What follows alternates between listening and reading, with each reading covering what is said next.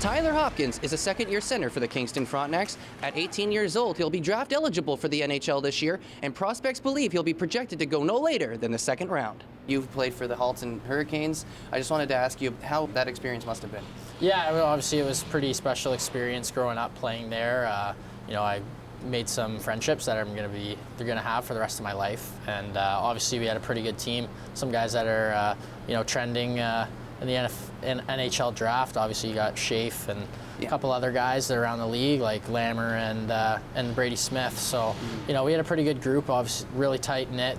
All of us still keeping contact, and it was a really fun time that we all had. Could you talk to me a little bit about that transition from the Hurricanes over to the Kingston Frontenacs when you finally got drafted, and what that draft night must have felt like for you? Yeah, obviously there was a lot of excitement that night where you finally get to hear your name called in the OHL. It was a dream for me and a lot of players, and it was an honor to be selected to come to Kingston. It's a great city. We've had an awesome time here so far, and just transitioning, it's a little different. You're playing against older guys as a 16-year-old. It's not easy, but through that first year, I started to learn how to play the game at this level and ways I can be effective, and I think that's starting to show now. We saw you start last season here with the Kingston Frontenacs, and of course you went through that coaching change into Troy Mann's coaching. Could you talk to me a little bit about that transition period and what the energy and the mindset was like in the locker room as Troy Mann came in? Yeah, obviously there was a lot of excitement as a pro coach coming into. For us, it was definitely something that we were happy to have. He's got a lot of experience in the AHL and other pro leagues. So him coming to us, it definitely showed us more of a pro style. That's the way that we try to play, like on and off the ice, try and act as professional as possible. Something that he's implemented into our room. I do have to take you back to earlier this season where you actually scored your first career hat trick. I would just love to talk to you about how that must have felt. You were 2 for 2, as I like to say, 2 goals in 2 periods. Were you starting to feel like maybe tonight's the night when that third goal was starting to creep around?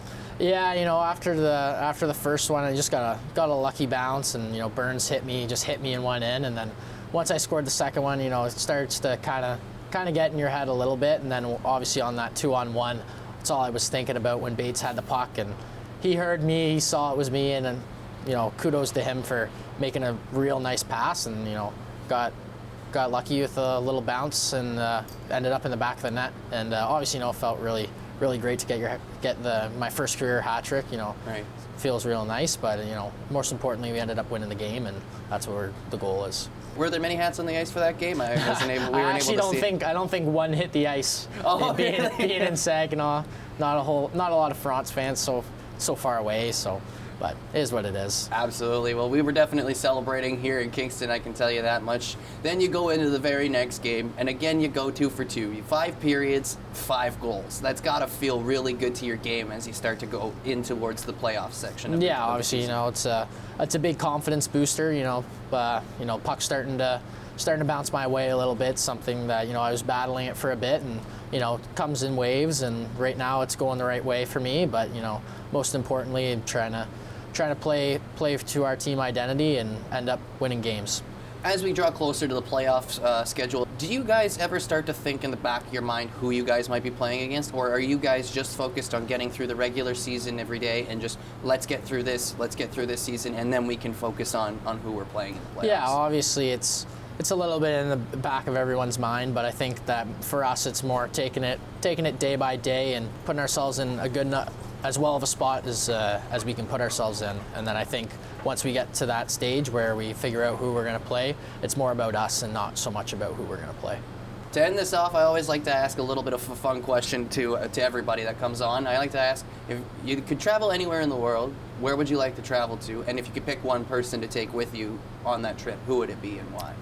I think I'd want to go probably to maybe Italy, Venice. Yeah. A lot of history there, and I think the person I'd bring with me, I'd bring the Italian boy, Jacob Battaglia, with me. Bates, yeah. Show me around, show me the ropes in Italy. Hopefully he's got a little bit of Italian in him. I suspect he does, so I think that'd be probably my choice and who The I'd want to Adventures take. of Hoppy and Bates in Italy. I would love to see that. Yeah. That'd be a TV show for sure. Yeah. Well, thank you so much, Tyler. We really appreciate your time here tonight, and we wish you the best of luck for the rest of the season. Thank you.